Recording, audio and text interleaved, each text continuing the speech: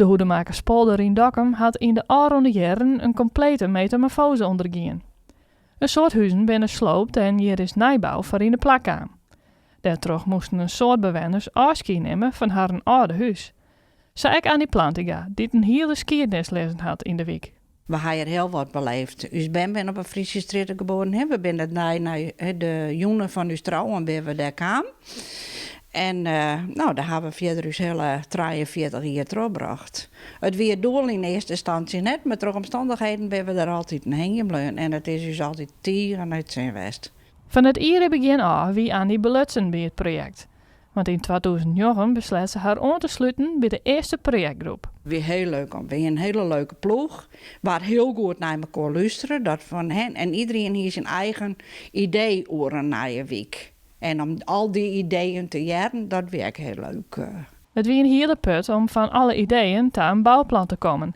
En begon voor thuis wonen de uitdaging om de bewoners te informeren en te begeleiden. Nou ja, in het begin leeuwden de mensen direct net sabot in. Er waren al jaren en jaren, 15, 20 jaar, weer er al sprake van dat er hier wat gebeuren zou. Dus toen wij in 2013 met informatie kwamen en dat hele verhaal, nou, toen werden de mensen echt wel wat, van nou, maar het is maar even zien. En uiteindelijk is dat omkeerd. Omdat het heel goed ging. We hadden heel mooi op planning houden kunnen. Het zag echt de goede gearwerking met de ondernemers en met alle andere externe partijen in de gemeente.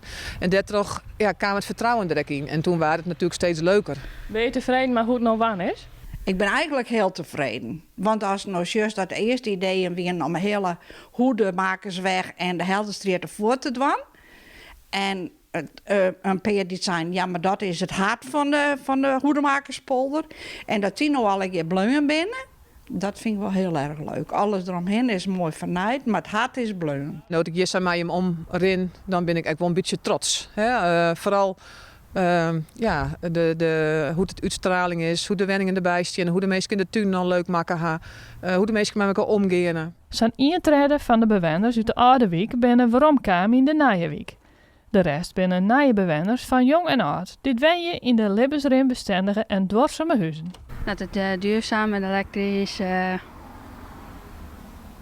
spaart zo goed voor het klimaat. Ja, want je hebt geen gas meer in het huis, toch? Nee, helemaal niet meer. Het is zo'n prachtig huis. We hadden een slipkamer beneden, de badkamer beneden.